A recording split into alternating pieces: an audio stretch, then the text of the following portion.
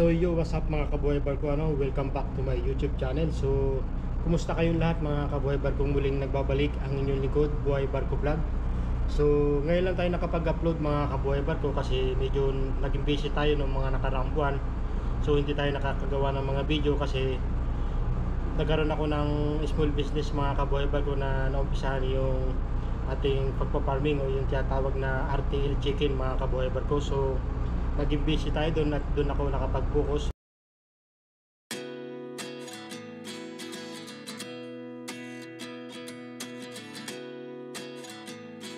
So for today's video mga kabuhay barko is on board uli ako ngayon sa barko and container yung nasampahan kong barko. So ipakikita ko sa inyo mga kabuhay barko yung kung paano mag-start ng FO purifier mga kabuhay barko dito sa barko. So automatic na ito mga kabuhay barko, itong pag-start na to kasi automatic na barko na ito yung nasampahan ko mga kabuhay barko. So 2024 model, so automatic na siya mga kabuhay barko. So kaya naman is pakikita ko sa inyo kung paano nga ba mag-start ng purifier. So samahan niyo ako mga kabuhay barko.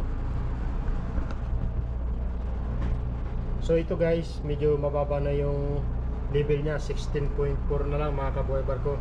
So dyan tayo kumukuha ng kinakain ng generator saka ng mini gen na makina ng barko. So ito mga kabuhay barko is ating dadagdagan. So dito tayo kukuha mga kabuhay barko sa seatling, sasaksyonin ng purifier papunta dito sa FO service tank mga kabuhay barko. So yun guys, naipakita ko na sa inyo kung anong tangke yung ating kakargahan ngayon. So samahan niyo ako mga kabuhay barko, pupunta tayo sa purifier room. So let's go mga kabuhay barko.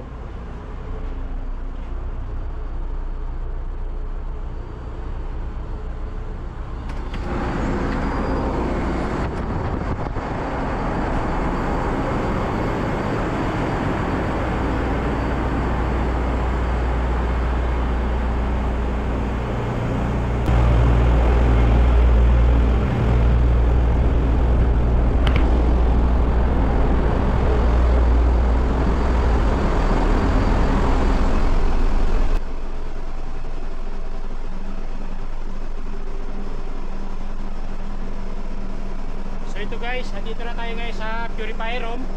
So ito yung panel niya mga kabuhay barko. Dito lang tayo mag-start. So mga naka-ready na itong mga barbula niya mga kabuhay barko. So ready to start na itong purifier.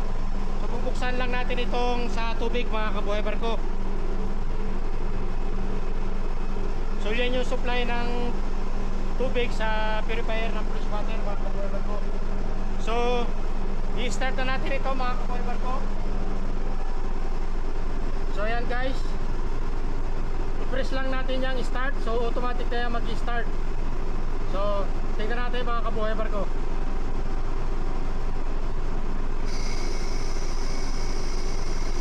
So ayan guys, nag-start na siya ano. So kung nakikita nyo, start it and press start button.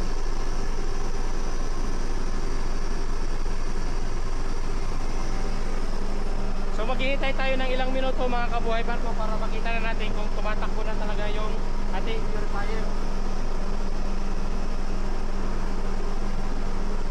So ito kasi yung purifier na to mga kabuhay barko is automatic na. So napakadali na lang ano. So ayan guys, napapansin nyo, tumakbo na yung kanyang pit pump mga kabuhay barko. So ready na siya. Ngayon maghihintay na lang tayo ng tamang RPM. So kapag nag 10,000 RPM na yan mga kabuhay barko is ibig sabihin okay na siya. So mag-produce na siya ng fuel or makakapag-dagdag na siya ng fuel sa ating service tank. So hintayin lang natin yan mga kabuhay barko mag 10,000 RPM para okay na yung takbo ng ating purifier ano.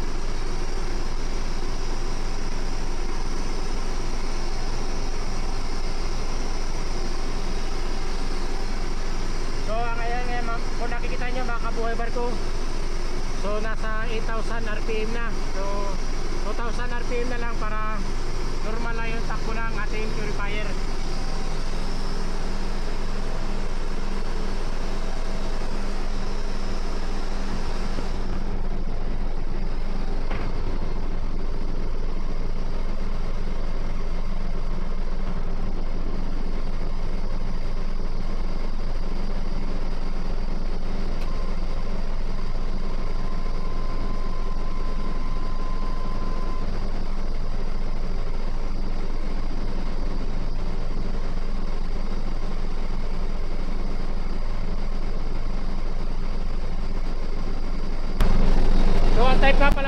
purifier na to mga kabuhay barko is yung tinatawag na alpha labal. So kadalasan kasi mga kabuhay barko kapag alpha labal na yung purifier is mga automatic start na siya mga kabuhay barko. And kapag naman i-stop nyo mga kabuhay barko, so ayan, pindutin nyo lang yung kulay pula ito o yung red, so automatically mag-i-stop yan mga kabuhay barko. So ito yung kagandahan kapag automatic na yung ating purifier, ano. So ayan yan guys, oh.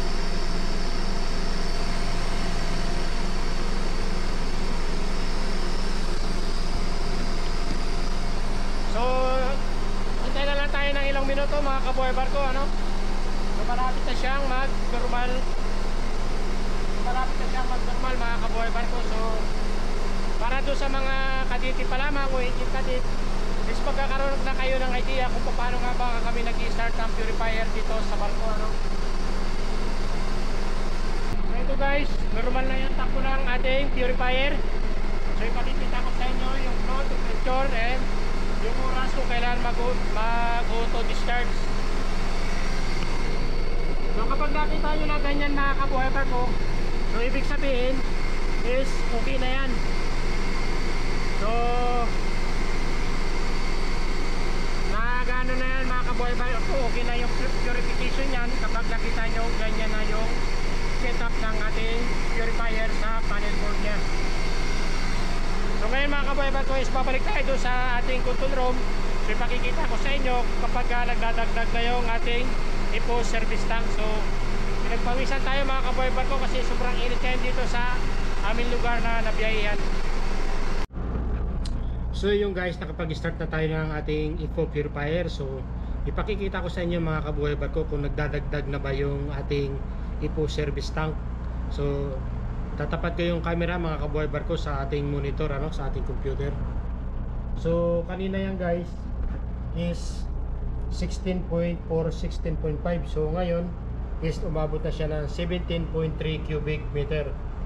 So and then itong settling tank mga kabuhay barko, bago tayo mag-start, kung napansin nyo is 24 cubic meter. So ngayon is nagbawas na siya. So medyo magalaw lang mga kabuhay barko yung barko natin, kaya nagbabago yung level ng fuel. So ayan guys, oh. So nagdagdag na siya. So yun lamang mga kabuhay barko for today's video. Sana ay nagkaroon kayo ng idea sa ating maliit na tutorial sa kung paano nga ba mag-start ng purifier dito sa barko. So kadalasan kasi mga kabuhay barko, lalong lalo na sa mga engine kadit at wiper, is wala pa silang idea kasi hindi pa nila nahahawakan mga kabuhay barko yung purifier at hindi pa sila nag-duty sa barko. So at least mga kabuhay barko, kahit pa paano is nagkaroon kayo ng idea kung paano nga ba mag-start ng purifier dito sa barko. So yun lamang mga kabuhay barko. See you for my next video.